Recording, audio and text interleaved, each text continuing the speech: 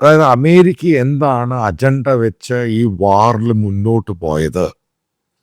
അതിനകത്ത് ഈ പറയുന്ന ഹോർമുസ് ഇറാൻ പിടിച്ചെടുക്കുന്നു. വെസ്റ്റ് ഏഷ്യയിലുള്ള ഷിപ്മെൻറ്റ്, അതായത് ഇൻക്ലൂഡിങ് അവിടുത്തെ ഏത് രീതിയിലുള്ള ട്രാൻസ്പോർട്ടേഷൻ ആണെങ്കിലും കടൽ കൂടെയുള്ള ഹോർമുസ് വഴിയുള്ള ഓയിലിൻ്റെയും ഗ്യാസിൻ്റെയും മൂവ്മെൻറ്റ് പൂർണ്ണമായിട്ട് നിലച്ചു, അങ്ങോട്ട് നിലച്ചു. ഈ സമയത്ത് ഇറാൻ അവരുടെ ഖർഗ് ഐലൻഡ് ഉപയോഗിച്ച് ഇന്ത്യയിലോട്ടും കാരണം ഇന്ത്യയുടെ റിലേഷൻഷിപ്പ് കുറച്ചും കൂടെ നന്നായി, അവർ ഇന്ത്യയിലോട്ടും ഈ പറയുന്ന ഫസ്റ്റ് ക്രൂഡ് ഓയിലിൻ്റെ ഷിപ്മെൻറ്റ് ഇന്ത്യയിൽ വന്നു.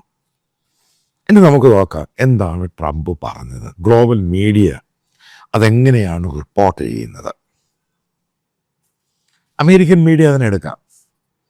അമേരിക്കൻ മീഡിയ പറയുന്നത് ട്രംപിൻ്റെ ഈ കോട്ട് ചെയ്ത് ട്രംപ് പറഞ്ഞു, ഈ ചില ദിവസങ്ങൾ, അതായത് 2-3 ആഴ്ചയും കൂടെ വാർ നീണ്ടു നിൽക്കും, പക്ഷേ അമേരിക്ക ആ വാറിൽ നിന്ന് എക്സിറ്റ് ആകും എന്നുള്ള കാര്യം സ്പെസിഫിക് ആയിട്ടുള്ള ഡേറ്റുകളും മറ്റുമൊന്നും പറയുന്നില്ല.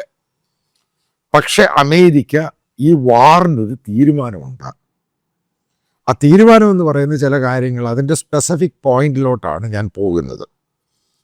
ഇറാനെ ഏകദേശം സ്റ്റോൺ ഏജ്, അതായത് പണ്ട് ആൾക്കാരെങ്ങനെയാണ് ഇറാനിൽ ഏകദേശം 100 വർഷം മുമ്പ് അല്ലെങ്കിൽ 200 വർഷം മുമ്പ് അല്ലെങ്കിൽ ഏകദേശം 50 വർഷങ്ങൾക്ക് മുമ്പ് ഈ മിഡിൽ ഈസ്റ്റ് മധ്യേഷ്യയിലൊക്കെ ജനങ്ങൾ ജീവിച്ചിരുന്നത്. അതായത് ഓയിൽ എക്സ്പ്ലോറേഷൻ സെക്കൻഡ് വേൾഡ് വാറിന് ശേഷമാണ് ഈ വലിയ മാറ്റം ഉണ്ടാകുന്നത്. ആദ്യം മനസ്സിലാക്കുക. പിന്നീട് ഓയിലെ നാച്ചുറൽ ഗ്യാസുമായി ബന്ധപ്പെട്ടാണ് ഈ രാജ്യങ്ങളെല്ലാം ഈ പറയുന്ന ഇറാൻ, പേർഷ്യ, ഈ സംഭവങ്ങളുണ്ട്. ഇഷ്ടംപോലെ മലയാളികൾ പോയ സ്ഥലം. അപ്പം എങ്ങനെയാണ് അതിനെ തകർക്കുന്നത് എന്നൊരു പ്ലാനിൻ്റെ ഡീറ്റെയിൽസാണ് ട്രംപിൻ്റെ പ്രസ്താവനയിൽ പറയുന്നത്.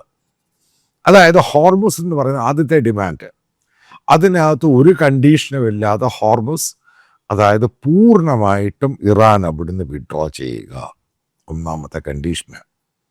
ഇറാൻ പറഞ്ഞു ഓൾറെഡി അവരുടെ പാർലമെൻറ്റിൽ അവർ ബില്ല് പാസ്സാക്കിയിട്ട് ഹോർമുസിൽ നിന്നും വരുന്ന ഓരോ ഷിപ്മെൻറ്റിനും ഇത്ര $1 മില്യൺ വെച്ച് കൊടുക്കണം, $2 മില്യൺ.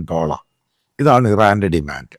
അപ്പോൾ ആ ഡിമാൻഡൊക്കെ വെച്ച് കഴിയുമ്പോഴാണ് ട്രംപ് പറഞ്ഞിരിക്കുന്നത്, അതായത് മനസ്സിലാക്കുക, ഈ ഒരു സ്റ്റേറ്റ്മെൻറ്റ് വരുന്നതിന് മുമ്പ് സൗദിയായിട്ടും UAE ആയിട്ടും ഈ മിഡിൽ ഈസ്റ്റുള്ള സ്റ്റേക്ക് ഹോൾഡേഴ്സ്, കാരണം അവരാണ് ഏറ്റവും കൂടുതൽ പ്രയാസപ്പെടുന്നത്,